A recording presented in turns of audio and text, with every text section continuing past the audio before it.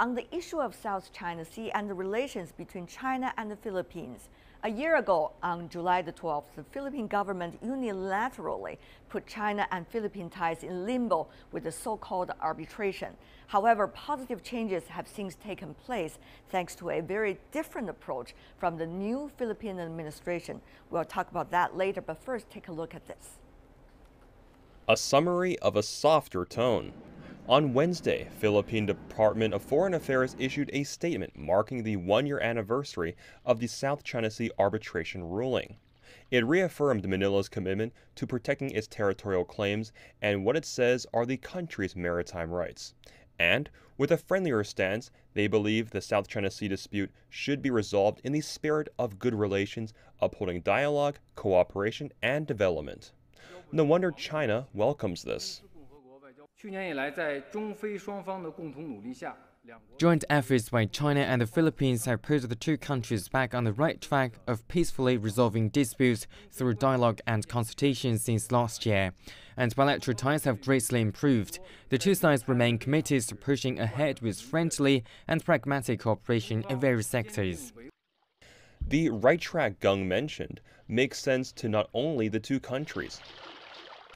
The DOC, signed by China and ASEAN member states, including the Philippines, in 2002 states, the parties concerned undertake to resolve their territorial and jurisdictional disputes by peaceful means, through friendly consultations and negotiations by sovereign states directly concerned.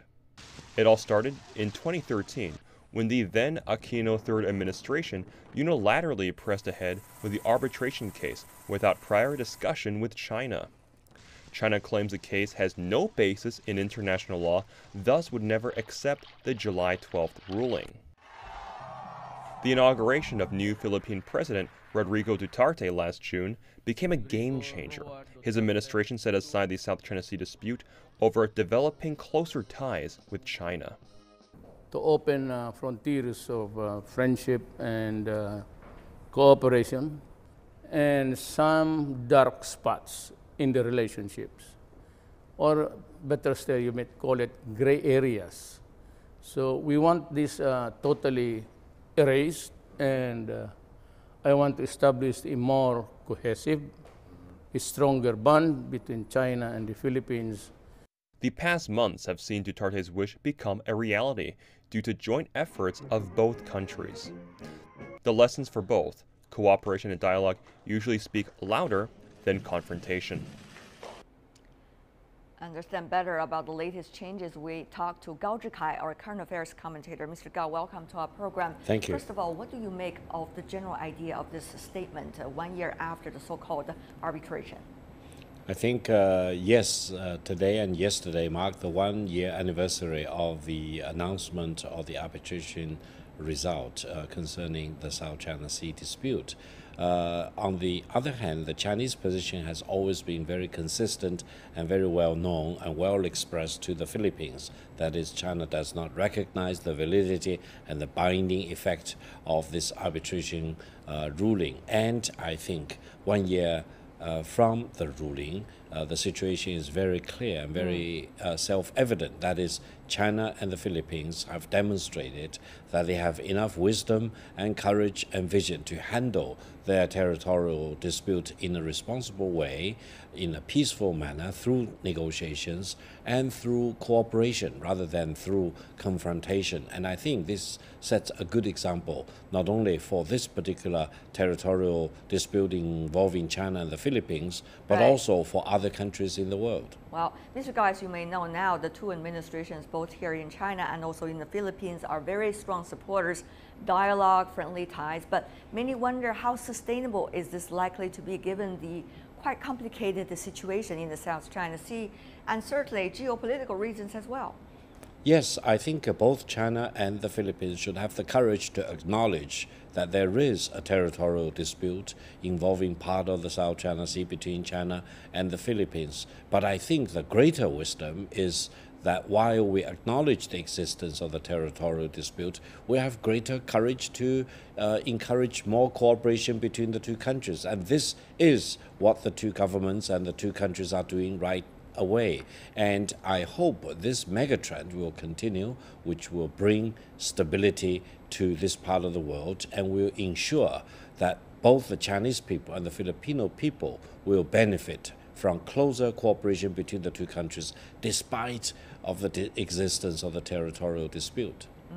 Mr. Gao, as you may know, territorial disputes better handled by the parties involved. I mean, directly the parties involved, China and the Philippines. But as you may know very well, there are many more complicated factors. For example, the role of the United States in the Asia-Pacific region.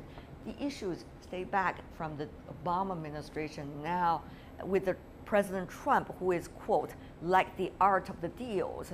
What is likely to happen is a big question mark there. So how can the two countries, I mean China and Philippines, be sophisticated and smart enough to be able to handle this issue on their own agenda with their own timetable?